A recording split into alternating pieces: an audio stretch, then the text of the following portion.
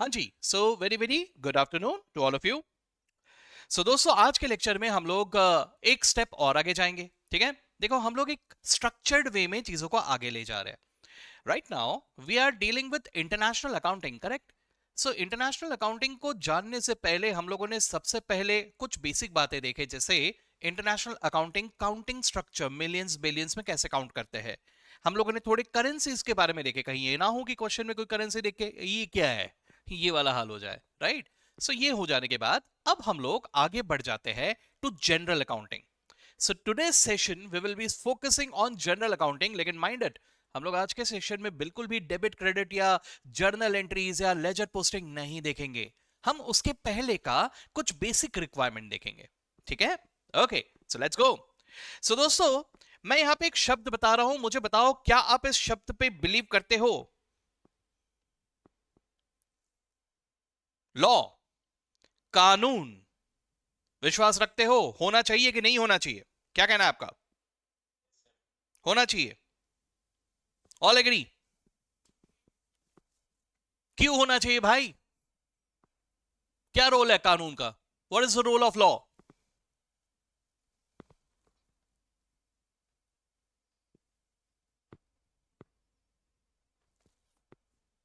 सोच समझ के बताओ, what is the role of law?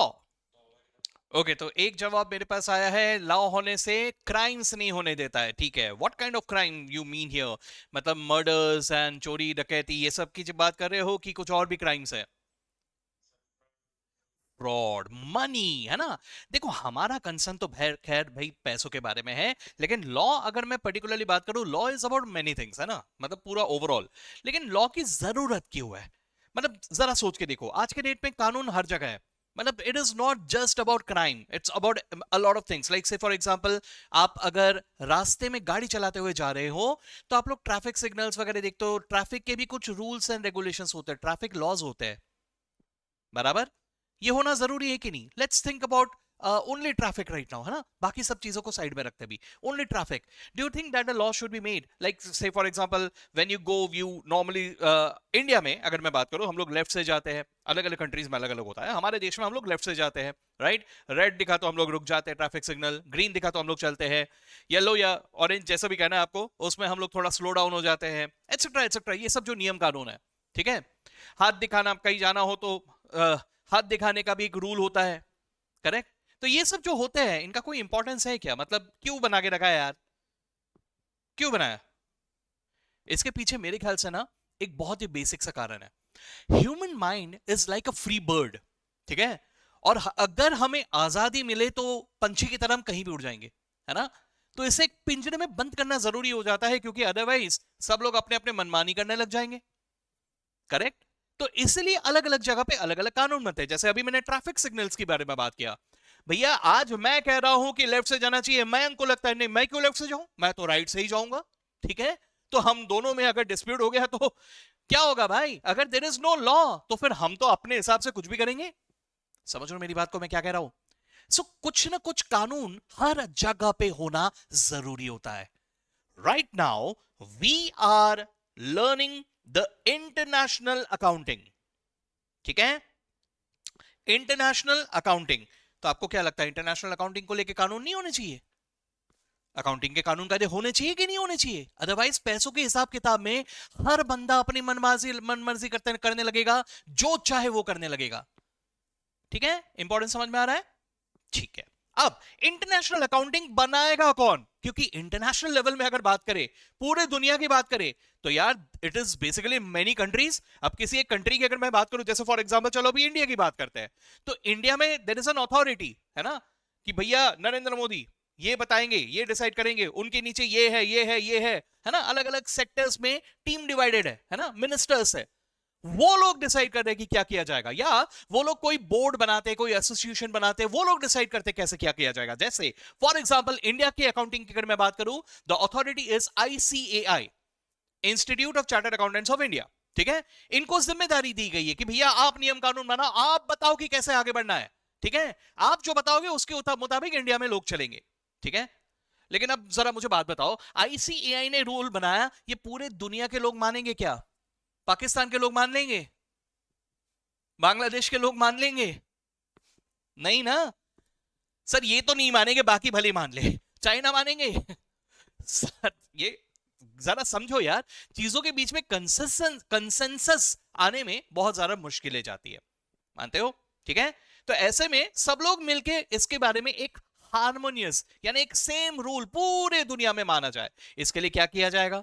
तो देखो, सबसे पहले इसमें लीड लिया यूएस ने। अब इनको ना अलग ही मतलब खुजली होती है हर चीज में मैं ही हूं, मैं राजा हूं। ठीक है, एक यूएस का ऐसा रहता है, ये तो आप लोगों ने हर चीज में ही देखा है मेरे ख्याल से, है ना? तो वहां पे वो हमेशा से, अभी ट्रम्प साहब की बात नहीं कर रहा हूं, यूएस हमेशा से ऐसा था। यूएस हमेशा हाँ, मैं दुनिया की बात आई, मैं जिम्मेदार हूं, है ना?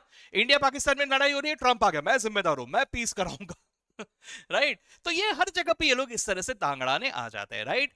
तो यूएस ने अकाउंटिंग में भी सबसे पहले लीड लिया कि भैया मैं जैसा बताता हूं ना वैसा करो।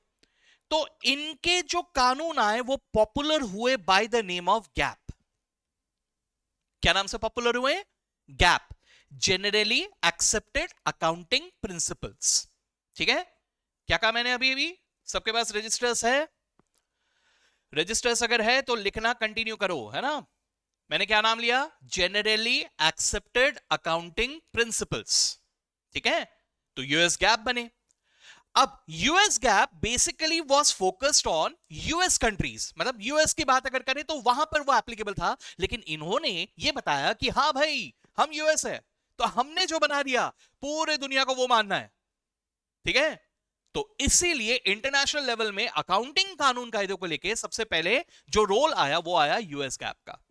ठीक है, तो US gap was adopted internationally in various several different countries, और इंटरनेशनल ट्रांजैक्शन में बहुत सारे कंपनीज यूएस गैप के मुताबिक आगे बढ़ने लग गए। ठीक है, अब ये हुआ। अब यहां क्या हुआ? यूएस गैप तो चल रहा है, लेकिन ये यूएस गैप बना कैसे, है ना? चलो जरा देखते हैं। ये यूएस गैप नाम का कोई किताब आता है क्या? हाँ, हम लोग ऐसे लाइब्रेरी में जाएंगे यूएस गैप फिर उसको देखेंगे, ऐसा कुछ होता है क्या? नहीं, ये सिर्फ नाम पड़ा है। US GAAP is a popular name. ठीक है, ये बना कैसे? Let's try to understand that. ठीक है, तो देखो अभी कैसा हुआ। यूएस में अगर मैं बात करूं तो अकाउंटिंग कोई देखो, कोई भी नियम कानून बनाना इतना आसान नहीं होता। ठीक है, नियम कानून में दुनिया भर के ऑब्जेक्शंस आते हैं, अरे यार ये क्या है, तुम क्या बना रहे हो, मैं बताता हूं ऐसा होगा, ऐसा दुनिया भर की चीजें होते हैं। ठीक है, हर चीज में होता है, हर फील्ड में होता है, राइट? तो यहां पे यूएस में भी वो डिफिकल्टीज उन्होंने फेस किया अकाउंटिंग को लेके, कैसे क्या किया जाए। तो उन्होंने क्या किया, उन्होंने जनरल सिनेरियो स्टडी किए कि यार पूरे दुनिया में कैसे कैसे अकाउंटिंग डिफिकल्टीज आ रहे हैं, कहां पे क्या क्या प्रॉब्लम्स आ रहे हैं, पैसों के हिसाब किताब में क्या क्या हो रहा है, और वो सब चीजों से रिलेटेड उन्होंने कुछ कानून बना दिया कि ये होगा ना तो ऐसा करना है, वो होगा तो ऐसा करना है। सो यूएस में उन्होंने क्या किया, उन्होंने कानून बनाया रूल बेस्ड। क्या बताया मैंने? कानून बनाया रूल बेस्ड। तो ये रूल बेस्ड उन्होंने क्या किया, देखो टाइम टू टाइम दुनिया भर के चीजें हुए, जैसे फॉर एग्जांपल किसी एक जमाने में अकाउंटिंग का जिस तरह का उन्होंने स्ट्रक्चर बनाया, उसमें उन्होंने देखा कि लोग बड़े आसानी से इसका फायदा उठा ले रहे यार। ठीक है, यहां से मैं कुछ भी अलग अलग अलग अलग अपने हिसाब से कुछ भी करता रहूंगा, पैसों के बारे में अगर लोग ऐसे कुछ भी लूप होल्स ढूंढ के निकाल ले। ठीक है, कानून बना लेकिन वो कानून में कमजोरियां है, अगर ऐसा है तो सब लोग फायदा उठाना शुरू नहीं करेंगे। और पैसों की दुनिया की बात कर रहा हूं भाई, है ना? तो एज अ रिजल्ट यूएस में कुछ स्ट्रिक्ट कानून बने। आप लोगों ने सुना होगा about Enron case, heard about it? Enron, Enron case के बाद में जो उस वक्त में बिग फाइव्स में आया करता था, आर्थर एंडरसन, सीपीए फर्म हुआ करता था, अकाउंटिंग फर्म। ठीक है, वर्ल्ड के टॉप 5 में था वो, वर्ल्ड के टॉप 5 में, रातों रात गायब, खत्म, क्योंकि वो एविडेंस डिस्ट्रॉय करते हुए पकड़ा गया था। ठीक है, पता नहीं आप लोग को शायद पता नहीं होगा, क्योंकि this is somewhere in 90s या अर्ली 2000, समवेयर 90s था शायद से, एग्जैक्ट ईयर, अरे हिस्ट्री थोड़ी पढ़ रहे कि ईयर भी याद रहेगा। ठीक है, तो ईयर मुझे भी याद नहीं कौन सा है, लेकिन वो उस जमाने की बात कर रहा हूं। और ये इकलौता केस नहीं था, ऐसे बहुत सारे हुए। ठीक है, हमारे इंडिया में भी आप लोगों ने दुनिया भर के स्कैम्स के बारे में सुना होगा, द सत्यम स्कैम, सुना है? ऐसे बहुत सारे अलग अलग स्कैम आए। अब स्कैम बोलो तो सब लोग सर वो स्कैम 92 हर्षद मेहता वाला, हाँ वो भी था that was a different kind of thing, लेकिन अकाउंटिंग स्कैम्स दुनिया भर के आने लगे। ठीक है, तो इसमें यूएस ने क्या किया, उन्होंने अलग अलग तरह के कानून कायदे बनाए, और यहां पर उन्होंने सबसे सुप्रीम अथॉरिटी दे दिया to something called as SEC, SEC, है ना? SEC का फुल फॉर्म है सिक्योरिटीज एक्सचेंज कमीशन। क्या कहा मैंने?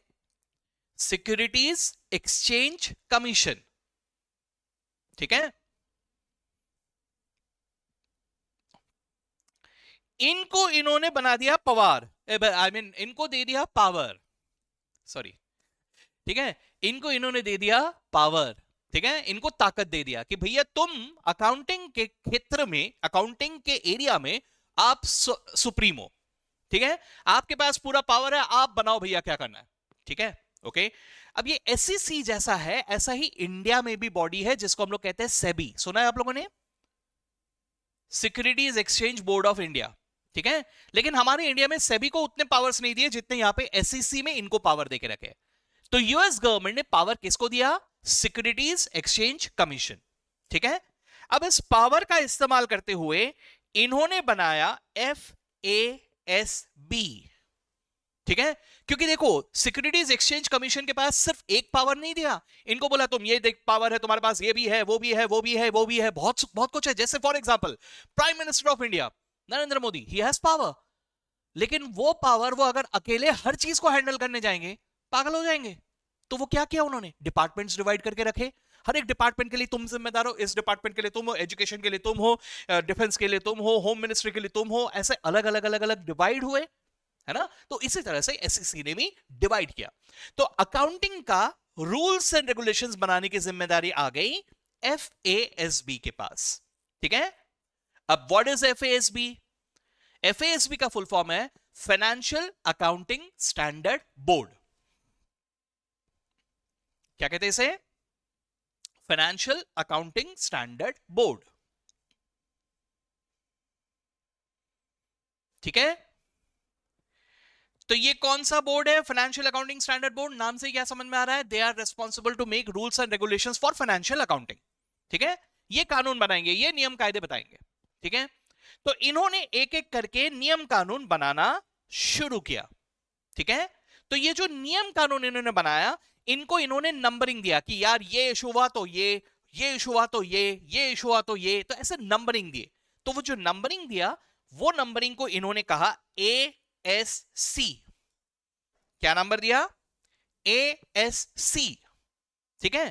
तो आपको ऐसे इस नाम से बहुत सारे नंबर्स दिखाई देंगे, जैसे ASC 604, ऐसे अलग अलग नाम आपको दिखाई देंगे। तो ये ASC क्या होता है सर? ASC का मतलब होता है अकाउंटिंग स्टैंडर्ड कोड या अकाउंटिंग स्टैंडर्ड कोडिफिकेशन। कोड लिख लो फिलहाल के लिए, अकाउंटिंग स्टैंडर्ड कोड, ठीक है? तो इन्होंने फिल्टर आउट किया कि भैया क्या क्या इश्यूज है, एक एक इशू को एक एक ASC में कवर करते गए। ये इशू है, ये वाले ASC में कवर्ड है, वो इशू है, ये वाले ASC में कवर्ड है, ऐसे एक के बाद एक के बाद एक कवर करते गए। तो there is a list of ऐसे अलग अलग तरह के अकाउंटिंग स्टैंडर्ड कोड, ठीक है? तो ये जो अकाउंटिंग स्टैंडर्ड कोड होते हैं, इन्हीं को हम अल्टीमेटली पुकारते हैं by the name of GAAP, US gap.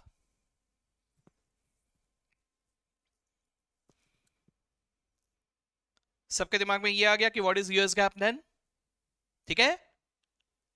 तो US GAAP is completely US government regulated and is mandatory for all company involving US authority, ठीक है? अगर US में रजिस्टर्ड है उनके लिए तो मैंडेटरी है, US गैप के मुताबिक उनको फॉलो करना ही पड़ेगा, ठीक है? और अगर US के बाहर भी है तो इंटरनेशनल लेवल में सिंस इन्होंने लीड लिया था, इसलिए जो लोग US गैप के मुताबिक आगे बढ़ रहे हैं उनको यही नियम कानून कंपल्सरीली फॉलो करने पड़ेंगे, ठीक है? ये क्लियर है? तो हम लोगों को एक एक करके इसी तरह से US गैप के मुताबिक what is the accounting treatment ये देखना पड़ेगा, एक एक करके देखेंगे वो हम लोग, ठीक है? लेकिन इस बीच में एक और अथॉरिटी आ गया सामने। उन्होंने कहा कि यार ये US वाले ना खुद का ही कुछ ज्यादा बोलते हैं, US ज्यादा बोलते हैं, है ना? तो ये लोग आए, इन्होंने बोला कि नहीं यार, हम लोग इंटरनेशनल लेवल में सब कंट्रीज के डिफिकल्टीज को स्टडी करते हुए आगे बढ़ेंगे। इनका थोड़ा ऐसा कहना था कि US गवर्नमेंट ने ना US के मुताबिक सोच लिया, हम सबके बारे में नहीं सोचा। तो इन्होंने अपने हिसाब से रूल्स एंड रेगुलेशंस लाए और इन्होंने थोड़ा फ्लेक्सिबिलिटी रखा। फ्लेक्सिबिलिटी यानी यार एकदम स्ट्रिक्ट कानून नहीं रखना है, थोड़ा फ्लेक्सिबल रखेंगे कि यार ऐसा भी कर सकते हो, ऐसा भी कर सकते हो, ऐसा भी कर सकते हो, ठीक है।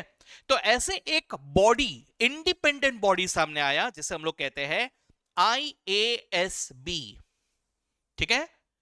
वैसे बोलने के लिए आप ऐसा कह सकते हो कि ये यूके बेस्ड है प्लस, लेकिन प्लीज नोट कि ये यूके गवर्नमेंट रेगुलेटेड नहीं है। जिस तरह से यूएस का मैंने बोला US GAAP is US government regulated, वैसे ये यूके गवर्नमेंट रेगुलेटेड नहीं है।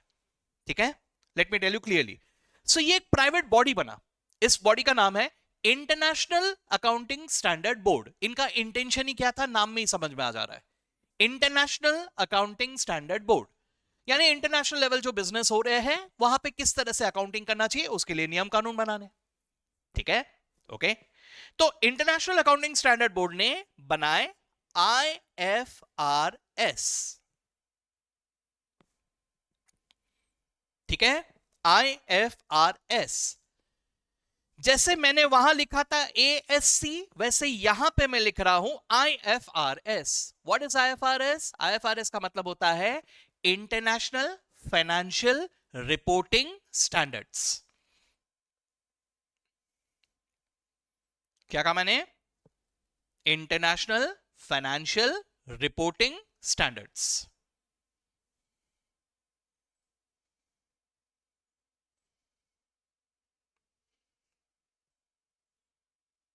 ठीक है, चलो। तो IFRS is basically adopted by the European countries. ठीक है, ये ज्यादातर यूरोपियन कंट्रीज में हो गया। लेकिन अब प्रॉब्लम क्या हो गया कि अब दो नियम आ गए। यूएस गैप तो पहले से ही था, IFRS भी आ गया। ठीक है, तो अब लोगों के पास चॉइस है इंटरनेशनल लेवल में। कुछ लोग यूएस गैप के मुताबिक जाते हैं, जो हमेशा से पहले से था वो यूएस गैप कंटिन्यू कर रहे हैं, और कुछ लोग शिफ्ट हो गए टू IFRS। ठीक है, और कुछ कंट्रीज ने एक कदम और आगे बढ़ाया, बोला हम है, ठीक है, हम आपके मुताबिक नहीं चलेंगे। Then in that case what happened, like India. ठीक है, इंडिया ने क्या किया, इंडिया ने कहा कि यार हम आपके नियम को फॉलो करने की जगह इससे मिलता जुलता अपना नियम बनाएंगे। ठीक है, तो इंडिया ने इसी तरह से बनाया इंड AS। इंड AS को आप ऐसा समझ लो, इंडियन वर्जन ऑफ IFRS। समझ के बात को? Ind AS is Indian version of IFRS। Okay, समझ में आ गया ये बात सबको? ठीक है, ओके। तो खैर अब हम लोग जो देखने वाले हैं वो है कि इंटरनेशनल अकाउंटिंग के लिए मुझे देखना पड़ेगा कि यूएस गैप क्या कहता है और IFRS क्या कहता है। हमें ये दोनों मालूम होना चाहिए क्योंकि we are learning international accounting. समझ के बात को? तो हम ये दोनों पे फोकस करते हुए आगे बढ़ेंगे। लेकिन since this is a US course, इसलिए प्राइमरी फोकस इस पे रहेगा। So if the question is silent तो आप समझ लेना कि वो यूएस गैप के मुताबिक पूछ रहा है। ठीक है, अब घबराने की जरूरत नहीं है, एकदम जमीन आसमान का फर्क नहीं है। बहुत सारी चीजें ऐसे हैं जो यूएस गैप और IFRS में सेम है, बिल्कुल सेम है। ठीक है, कुछ कुछ जगह पर देयर इज डिफरेंस, लेकिन वो डिफरेंस आपको पता होना चाहिए। समझ के बात को? ठीक है, तो इंटरनेशनल अकाउंटिंग के लिए सबसे पहला रोल इज हमें यह मालूम होना चाहिए कि what is US GAAP and what is IFRS। I hope all of you understood about this. Any confusion? Welcome. किसी भी तरह का कोई कंफ्यूजन है प्लीज टेल मी।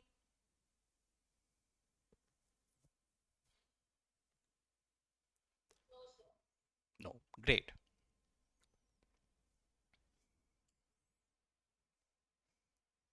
ठीक है, okay. Now let us now come to accounting. ठीक है, अब अकाउंटिंग का मतलब क्या होता है? अकाउंटिंग का मतलब क्या होता है?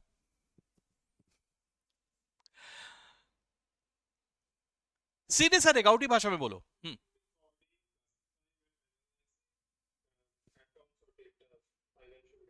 That is, you are telling me the definition, that's fine. ठीक है, वो बिल्कुल सही है। ठीक है, लेकिन मैं वो 3 इडियट्स देखा आप लोगों ने? 3 इडियट्स। अब जरा एक बात बताओ मुझे, उसमें एक सीन था जहां पे वो क्लासरूम में फर्स्ट डे में बैठे हुए हैं और the teacher ask what is a machine. तो आमिर खान उसको एक्सप्लेन करता है, मशीन इज, अलग अलग अपने वर्जन में बताता है। ठीक है, फैन बोलो, जिप बोलो सब मशीन है, राइट? ऐसा सब उसने बताया था, राइट? तो वो उस तरह से उसने समझाया था। मैंने जब देखा था ना, मुझे वो आमिर खान का समझाया हुआ चीज बहुत इजीली समझ में आ गया। लेकिन उसके बाद चतुर ने हाथ उठाया, चतुर उठा और उसने कुछ तो भी अंग्रेजी में बड़ा बड़ा बड़ा बड़ा बोलता गया। क्या बोला वो कुछ भी नहीं समझा। समझा था क्या आपको? बहुत कुछ बोला, बहुत लंबा बोला, लेकिन समझा कुछ भी नहीं, है ना? So basically what is the thing is that definition often is something that we mug up. We don't understand it, we just mug it up. ठीक है? मैं यहां पे ये चाहता हूं कि forget about the technical words, भूल जाओ उसे, रहने दो। हालांकि हमें टेक्निकल वर्ड्स देखने हैं, we will go to it, लेकिन उससे पहले लेट्स जनरली ऐसे जरा सोच के देखते हैं, व्हाट इज अकाउंटिंग? क्या होता है अकाउंटिंग? ऐसे ही हिंदी इंग्लिश में मतलब किसी भी भाषा में ऐसे ही बोलो मुझे, व्हाट यू फील अकाउंटिंग क्या है? जैसे एक आंसर मैं बता देता हूं लीड लेके, हिसाब किताब, चलेगा? कुछ हद तक हिसाब किताब, ठीक है, बट इज इट ओनली हिसाब किताब? देखो यार, अकाउंटेबल वर्ड कभी सुना है आप लोगों ने? You are accountable for this, मतलब क्या होता है? Responsible, excellent, very good. Accountable for this मतलब you are responsible for this, है ना? So sir, accounting is something related to responsibility, can you relate that? ठीक है, तो ये बड़ा रेस्पॉन्सिबिलिटी भरा काम है भैया, अकाउंटिंग। ओके, अब अकाउंटिंग में हम क्या कर रहे हैं सर? हम लोग बात कर रहे हैं अबाउट पैसा, हम लोग बात कर रहे हैं अबाउट पैसा in different currencies as the case may be, because it is international accounting, right? So all these things का हम लोग हिसाब किताब रख रहे हैं जिम्मेदारी के साथ, और सिर्फ इसे हिसाब किताब रख नहीं रहे, हम इसे रिपोर्ट भी कर रहे हैं किसी को, ठीक है? So let's try to understand what is it, ठीक है? अकाउंटिंग इज सिंपल भाषा में the language of business, language of business, ठीक है? No what you mean by that? जैसे हम लोग बात कर रहे हैं, हिंदी में बात कर रहे हैं, इंग्लिश में बात कर रहे हैं, जिस किसी भी भाषा में बात कर रहे हैं, तो हम लोग सब समझते हैं, मैं जो कह रहा हूं उसका मतलब आप समझते हो, so we are able to communicate, correct? तो इसी तरह से फाइनेंशियल वर्ल्ड में अगर किसी को भी किसी से डिस्कशन करना है, तो वो कौन से लैंग्वेज में बात करेगा? इंग्लिश में, हिंदी में? नो, वो लोग बात करेंगे इन अकाउंटिंग लैंग्वेज। समझ रहे हो मेरी बात को? Accounting is basically the language of business, और इस लैंग्वेज में बड़ा आसान है, क्योंकि यहां पे दो ही शब्द होते हैं, एक को हम कहते हैं डेबिट और एक को हम कहते हैं क्रेडिट, ठीक है? इस भाषा में एक सिंपल सी बात है कि आपको कोई भी इंफॉर्मेशन अगर देना है, तो नंबर्स में आपको इंफॉर्मेशन देना है। We are talking numbers, we are talking about amount, money, है ना? तो वो मनी में इंफॉर्मेशन में मैं एक इधर या इधर ऐसे दो में से एक साइड में लिखूंगा, एंड दैट इंफॉर्मेशन जैसे ही मैंने इधर उधर लिखा उससे मुझे कुछ ना कुछ पता चलेगा, it will tell me something. So when I write here we say that हमने डेबिट किया, जब हम यहां लिखते हैं हम कहते हैं कि हमने क्रेडिट किया। सो बेसिकली आप ऐसा सिंपल भाषा में सोच सकते हो कि the left hand side is debit and right hand side is credit. इसके रूल भी है, वो रूल मस्त हम लोग रट्टा मार लेते हैं, आगे बढ़ जाते हैं ना, लेकिन that is not the thing. The point is that this is information, this is about language. तो when you debit somewhere it tells me something, when you credit somewhere it tells me something. So this is basically the language of communication. Financial दुनिया में, accounting भाषा में हम communicate करते हैं, ठीक है? अच्छा, कम्युनिकेट तो कर रहे हैं, लेकिन कम्युनिकेशन कैसे करेंगे? तो कम्युनिकेशन डेबिट क्रेडिट भाषा में तो होगा, लेकिन इस कम्युनिकेशन के लिए we make reports. What do we make? We make reports, ठीक है? अब जरा एक सिंपल सी चीज से अब कंपेयर करके देखो। जैसे फॉर एग्जांपल आप लोग स्कूल में जब पढ़ाई करते थे, ठीक है, साल भर आप लोगों ने पढ़ाई किया या जो भी हुआ, उसके बाद एक वक्त आता था जब आता था रिजल्ट्स, और रिजल्ट्स में आपका बनता था रिपोर्ट कार्ड, है ना? रिपोर्ट कार्ड में दुनिया भर के इंफॉर्मेशन दिए हुए रहते थे, तब पेरेंट्स भी आते थे, उनको भी बताया जा रहा था द रिपोर्ट, योर रिपोर्ट। क्या रिपोर्ट? आपके मार्क्स का report, subject wise, overall class में आपका क्या पोजीशन रहा उसका रिपोर्ट, आपका अटेंडेंस कैसा रहा उसका रिपोर्ट, आपने कोई असाइनमेंट सबमिट किया होगा तो उसमें क्या अचीवमेंट रहा उसका रिपोर्ट, आपने कोई एक्स्ट्रा करिकुलर एक्टिविटीज अगर कुछ किया तो उसके बारे में क्या हुआ उसका report. Kidding me? And overall how are you, आप कैसे हो, what kind of personality are you, तो वो सब चीजों का report. You see what is happening? Sir, आपके बारे में वहां पे रिपोर्ट किया जा रहा है, वैसे ही पूरे के पूरे बिजनेस का जो फाइनेंशियल ट्रांजैक्शंस हुए, जो भी इंफॉर्मेशन हुआ, पैसों के बारे में इंफॉर्मेशन, उनका हम यहां पे बना रहे हैं रिपोर्ट, ठीक है? Now the report is kind of summary of the detail, report is kind of a summary of the detail. So these reports are made in the name of something that is called as financial statements. ठीक है, क्या है sir ये? Financial statements. ठीक है, तो अलग अलग कंपनी किसी के भी बारे में अगर आपको फाइनेंशियल अगर आप जानना चाहते हो किसी के बारे में, तो all of you, me, you and everyone will be able to access the financial statements of that particular company. हम सबके पास उसका एक्सेस रहेगा. गूगल करो, आपको पता चल जाएगा. आप गूगल में किसी भी कंपनी का नाम डालो, फाइनेंशियल स्टेटमेंट्स ऑफ एप्पल आ जाएगा, फाइनेंशियल स्टेटमेंट्स ऑफ गूगल आ जाएगा, फाइनेंशियल स्टेटमेंट ऑफ फेसबुक आ जाएगा. You have the access to it. ठीक है, चलो भाई, ठीक है सर. तो ये फाइनेंशियल स्टेटमेंट में क्या आता है? Financial statement is basically summary. What is it? It is the summary of the details. ठीक है, तो डिटेल्स का summary. What is details? Details is in the form of something that is called as book keeping. ठीक है, book keeping में क्या किया जाता है? Book keeping is about one journal book, one ledger book, जो आप लोग अभी देख रहे होंगे. बहुत सारे जनों ने already you know about it, कुछ लोग अभी जान रहे हो, पढ़ रहे हो. तो ये जो जर्नल बुक, लेजर बुक होता है, दिस इज द बेसिक, है ना, दिस इज बुक कीपिंग. तो यहां पर हम लोग डेबिट क्रेडिट भाषा में इंफॉर्मेशंस को लिख रहे हैं. ठीक है, लेकिन यहां पे पूरा डिटेल रिकॉर्डिंग होता है. तो आगे चल के इनका समरी बनाया जाता है इन the form of financial statements. ठीक है, नाउ द समरी यूजुअली हम इंडिया में जो वर्जन पढ़ते हैं इसका थोड़ा आउटडेटेड वाला वर्जन है. जैसे आप लोगों ने भी पढ़ा होगा trading account, PNL account, balance sheet, ऐसे पढ़ा होगा आप लोगों ने. आउटडेटेड है. ठीक है, आउटडेटेड मतलब स्क्रैप्ड है, कहीं अप्लाई नहीं होता, इंडिया में भी नहीं होता. दुनिया तो छोड़ो, इंडिया में भी नहीं होता. सर फिर हम क्यों पढ़ रहे हैं? मुझे भी नहीं पता, हमारी किताबें कब अपडेट होंगी मुझे नहीं पता. ठीक है, बट एनीवेज यहां आप वो नहीं पढ़ोगे, यहां पर आप वही देखोगे जो एक्चुअल में हो रहा है. ठीक है, तो यहां पर आप लोग जो स्टेटमेंट्स बनाते हो उनमें पहला statement is the balance sheet. ये इंडिया में भी बनता है, ये सभी जगह पे बनता है.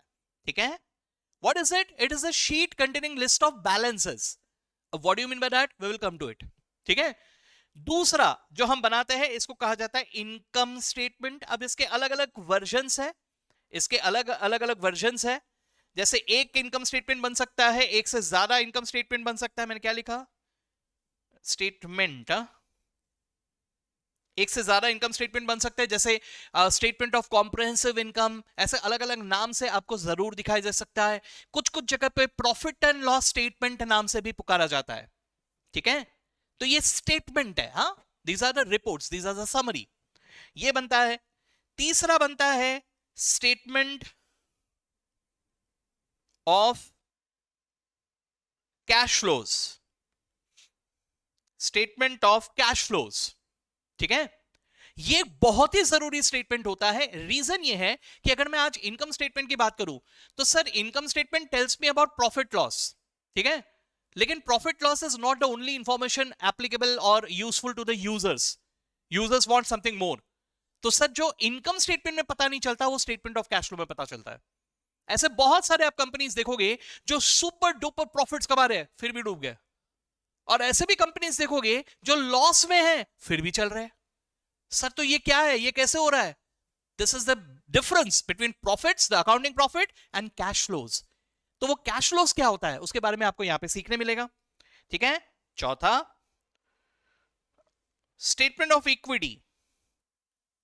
स्टेटमेंट ऑफ इक्विटी, ये बहुत ज्यादा इंपॉर्टेंट स्टेटमेंट बनाया गया था. क्यों बनाया गया इसे? क्योंकि देखो यार, जैसे एनरॉन स्कैम की अगर मैं बात करूं, एनरॉन स्कैम मैं आपको एकदम ब्रीफ में अगर बताऊं, मतलब उतना डिटेल अभी तो बता नहीं पाऊंगा, मैं आपको बताऊंगा अभी तो भी समझ में नहीं आएगा, लेकिन ऊपर ऊपर से अगर बताओ. वैसे स्कैम्स में हमारी खास दिलचस्पी होती है, सर स्कैम बताओ सर. ठीक है, वो दिलचस्पी इसलिए नहीं होती कि क्या हुआ था, वो दिलचस्पी इसलिए होती है कि सर हमें भी कोई मौका मिल जाए मस्त ऐसा स्कैम करके मस्त करोड़ों रुपए कमा के, है ना. ऐसा कुछ करोगे नहीं आप लोग, लेकिन अच्छे बच्चों ना, है ना. तो व्हाटएवर, तो ये जो स्कैम था, एनरॉन स्कैम, अब पूरा नहीं बता रहा हूं, लेकिन ऐसे ही समझ लो. जैसे फॉर एग्जांपल मैं आप सब लोगों के साथ मेरा जो इमेज बना रहा हूं, मैं आप लोगों को मेरा सिर्फ अच्छा इमेज दिखा रहा हूं. ठीक है, लेकिन जो मेरा दूसरा साइड है, जो एक खराब इमेज है, वो मैं आप लोगों से हाइड कर रहा हूं, नहीं दिखा रहा हूं. जैसे मैं स्मगलिंग भी करता हूं, वो करता नहीं हूं, ओए हेलो एक्चुअल में नहीं करता हूं. पता चला यार तुम लोगों का भरोसा नहीं है यार, बढ़िया वीडियो में से कटवट करके रील में डाल दोगे, कुछ भी कर दोगे, तो भैया ऐसा प्लीज मत करना। एक्चुअल में कुछ नहीं करता हूं मैं ऐसा, जस्ट एग्जांपल के लिए बोल रहा हूं, ठीक है। तो भैया मैं स्मगलिंग नहीं करता हूं, सपोज ऐसा है, ठीक है। तो ये जो हो रहा है, ये वाला चीज मैं आप लोगों के सामने आने ही नहीं देता हूं, आपको छुपा रहा हूं मैं आप लोगों के सामने क्या इमेज ला रहा हूं, एकदम अच्छा वाला, ठीक है। मैं योगा कर रहा हूं, वो वाला इमेज दिखा रहा हूं, है ना।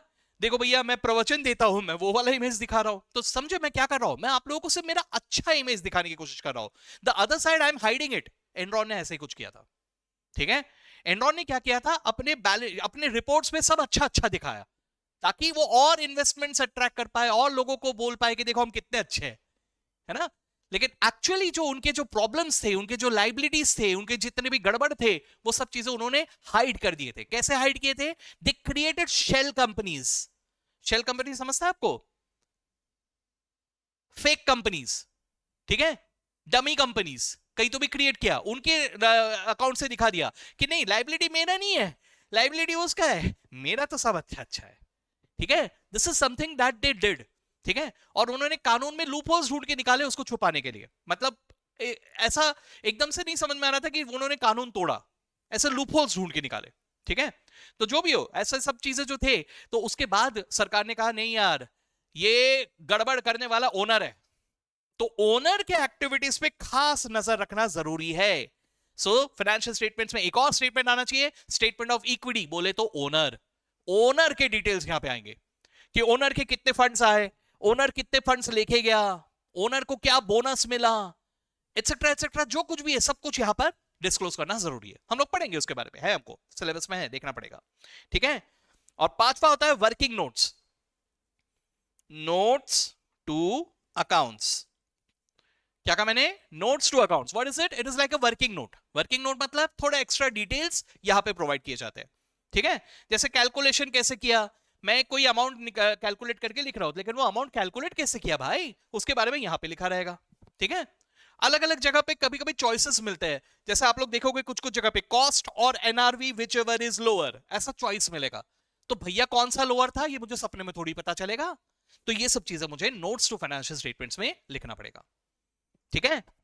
सो ये सब कंबाइंड पार्ट होता है कंपनी के एनुअल रिपोर्ट्स का।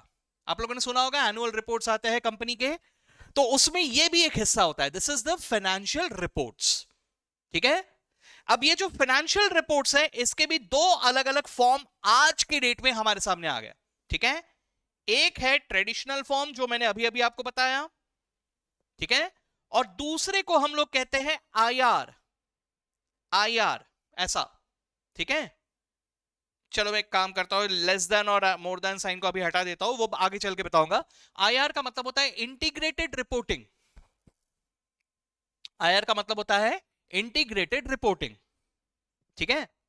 अब देखो मैं आपको एक सिंपल सा डिफरेंस समझाता हूं, क्योंकि अभी तो पढ़ा नहीं हम लोगों ने ये सब, हम लोग अभी नहीं देखेंगे, धीरे धीरे हौले हौले देखेंगे, लेकिन जान लो इसके बारे में, क्योंकि इंटीग्रेटेड रिपोर्टिंग धीरे धीरे हौले हौले पूरे दुनिया में बहुत सारे जन अडॉप्ट करना शुरू कर चुके हैं। वन ऑलमोस्ट जो मेजर कंपनीज जो होते हैं वो लोग सब इंटीग्रेटेड रिपोर्टिंग फॉलो करना शुरू कर चुके हैं, जिसके बारे में अभी तक बहुत सारे जनों को पता भी नहीं कि अच्छा ऐसा भी होता है। वो लोग सीधा एक्चुअल वर्ल्ड में जाके देखते हैं, अच्छा ये ऐसा है, मैंने तो पढ़ा ही नहीं यार। तो ये सब चीजें आप लोग पढ़ोगे, हाँ घबराओ मत, ठीक है। तो एनीवेज, तो ये क्या होता है इसको समझाने का ऑफ ट्रैक एग्जांपल देता हूं। जैसे मान के चलो आप कहीं पे नौकरी मांगने जा रहे हो, जॉब मांगने जा रहे हो, तो सबसे पहला डॉक्यूमेंट आपको क्या देना पड़ेगा वहां पे, क्या मांगेगा आगे वाला आपसे, रेज्यूमे सीवी मांगेगा, सीधी सी बात है ना। अच्छा सीवी में आप क्या लिखोगे बताओ,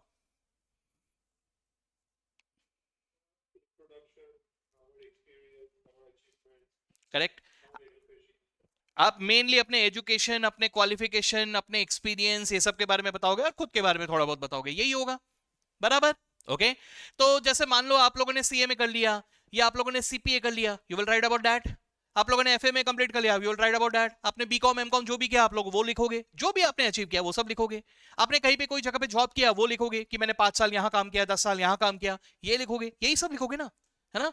लेकिन कहने से कि जमाना बदल रहा है, जरा सोच के देखो, आज के डेट में और भी चीजें जो मैटर करते हैं, इनफैक्ट कुछ कुछ जगह पर तो इससे ज्यादा मैटर करता है आपके क्वालिफिकेशन या आपके एक्सपीरियंस से। Like say for example your Instagram followers, your YouTube subscribers, अहमियत रखता है कि नहीं बताइए आज? ठीक है, so try to understand it's not just about your qualification or experience, some more factors also matter these days, right? So the same thing happens here. हम लोग यहां पर नॉर्मल ट्रेडिशनल रिपोर्टिंग में सिर्फ फाइनेंशियल डिटेल्स का report करते हैं. Integrated reporting कहता है कि भाई आजकल का जमाना बदल गया है, सिर्फ फाइनेंशियल का डिटेल्स से नहीं काम चलेगा, हम लोग को कुछ और भी डिटेल्स चाहिए. सो ऐसे और भी डिटेल्स इंटीग्रेट करके रिपोर्ट करना is what is called as integrated reporting. ठीक है, चलो मैं वापस आ रहा हूं. मैंने अभी अभी आपको क्या कहा, हम लोग अलग अलग तरह के रिपोर्ट्स बना रहे हैं इन the form of financial statements. What are financial statements? These are summary of the details. Details बोले तो bookkeeping details, journal and ledger. और इन सब को summarize करके we report it to everyone. Now that report contains basically 5 statements. That is the traditional report. लेकिन उसके अलावा और भी बहुत सारी चीजें integrate करके we can also give an integrated report. ठीक है, अब let's come back to what we were discussing. जरा समझने की कोशिश करो ये reports करके what I'm doing. When I'm reporting, what I'm doing, I'm communicating. I'm telling them about my business. If you want to know about my business, I will give you my financial reports. Study my reports and you can judge about me. Getting me? And this is needed anywhere. Like say for example, if there is a potential investor, he's looking to invest in my company, I will give him my financial reports. देखिए sir, financial report देखिए, study कीजिए, अच्छा लग रहा है, please invest. ठीक है, if I am going to say lender a bank से मुझे पैसा चाहिए, लोन चाहिए, मैं उनके पास गया, आई विल गिव हिम, वो बोलेगा कि भैया आपके बारे में बताओ, तो मैं ये नहीं बताऊंगा सर मेरा नाम ये है, मैं इस एड्रेस में रहता हूं, मेरा मोबाइल, ये नहीं चाहिए उनको. उनको चाहिए आपके financial details. You will give them the financial reports. उसके बेसिस पे वो जज करेगा कि आप लोन देने लायक हो कि नहीं हो. सरकार टैक्स आपसे कलेक्ट करेगा, तो कैसे कलेक्ट करेगा? They will look at the financial reports. You getting me? So everyone, like any kind of person, even the customers, the suppliers, or even आपके company के employees, आपके manager, anyone, all will be looking at the financial reports, right? तो sir ये पूरा का पूरा detail अब हमें समझना है. तो हम लोग शुरू कहां से करेंगे? हम लोग शुरू यहां से करेंगे कि सर कैसे हम लोग बुक कीपिंग मेंटेन करते हैं, कैसे जर्नल एंट्रीज पास करते हैं, कैसे लेजर में पोस्ट करते हैं. ठीक है, ये सबसे पहली हमारी शुरुआत होगी. ठीक है, तो यहां पर हम लोग जो देखेंगे, results are same but the तरीका is a bit different, terminologies are a bit different. India में जो आप पढ़ते हो ना, ये वैसा ही है, 80% वैसा ही है, 20% टर्मिनोलॉजीज बदल जाएंगे, लिखने का तरीका बदल जाएगा, ऐसा है. ठीक है, तो आप वो देख लोगे, उसका थोड़ा हम लोग प्रैक्टिस कर लेंगे. ठीक है, तो सबसे पहले हमारा ये आएगा. ठीक है, बुक कीपिंग.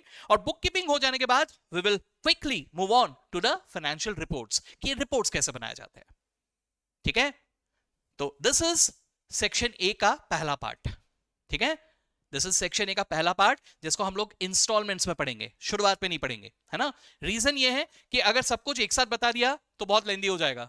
जब आप लोगों के हाथ में बुक होगा, आप लोग बुक में एक चीज देख पाओगे कि आपके बुक का 75% पोर्शन सिर्फ एक सेक्शन का है, बाकी सारे सेक्शंस मिला के 25% पोर्शन है. आपको बुक में ऐसा नजर आएगा, कंटेंट इतना ज्यादा है, सेक्शन इज ह्यूज. और इतना ह्यूज है कि उसको अगर मैं एक साथ पढ़ाऊं ना, तो एक लेवल आएगा जब अरे यार खत्म नहीं हो रहा है यार, हो गया ना यार, बोर हो रहा है अभी, है ना, ये ऐसा हो जाएगा. सेक्शन ए ऐसा ही है. ठीक है, तो इसलिए सेक्शन ए को एक लेवल तक पढ़ने के बाद मैं फाइनेंशियल स्टेटमेंट्स तक पहुंचा दूंगा आपको. फाइनेंशियल स्टेटमेंट्स ये सारे के सारे सीख लेंगे. ठीक है, ये सारे के सारे सीख लोगे, मतलब उस लेवल तक सीखोगे कि अगर आज के डेट में अभी कभी मैं क्लास में ये असाइनमेंट भी करवाऊंगा, I will make you read the statement of cash flows live. हम लोग गूगल में सर्च करके फाइनेंशियल स्टेटमेंट्स डाउनलोड करेंगे किसी कंपनी का, और वहीं के वहीं हम लोग स्पॉट पे क्लास में स्टेटमेंट ऑफ कैश फ्लोज क्या बता रहा है वो रीड करना सीखेंगे.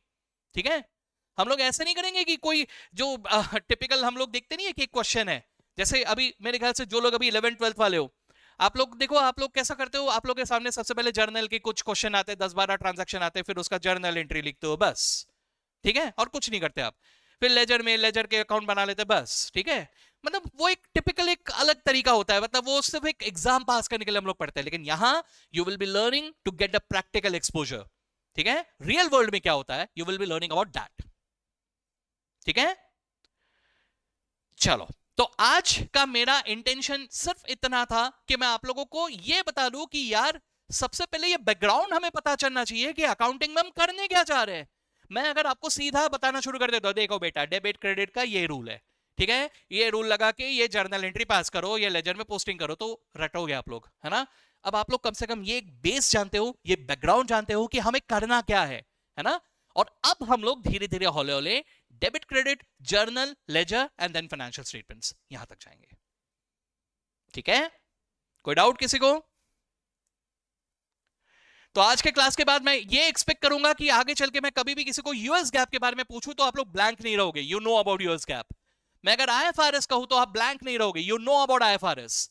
एंड आप लोग ये भी जान लोगे कि सर ये क्वेश्चन आपकी तरफ से आना चाहिए कि सर ये वाला तो आपने जो बताया ये दोनों के मुताबिक है कि अलग अलग है, यूएस गैप और आईएफआरएस दोनों सेम बोलते हैं कि अलग अलग बोलते हैं, ये आपकी तरफ से भी आना चाहिए। मैं तो बोलूंगा ही, आपकी तरफ से भी आना चाहिए। ठीक है, तो ऐसे धीरे धीरे हौले हौले हम लोग आगे बढ़ेंगे। ठीक है, so after today's class welcome to international accounting. अब हम लोग इंटरनेशनल अकाउंटिंग सीखना शुरू करेंगे, but that from next class. Alright, चलो तो फिर आज के क्लास को यहीं पे एंड कर देते हैं। बहुत ज्यादा प्रेशर भी नहीं लेना है हमें, धीरे धीरे हौले हौले आगे बढ़ना है। ऑलराइट, चलो, so see you in the next class, अगले क्लास में मिलते हैं। ऑलराइट, तो बाय बाय।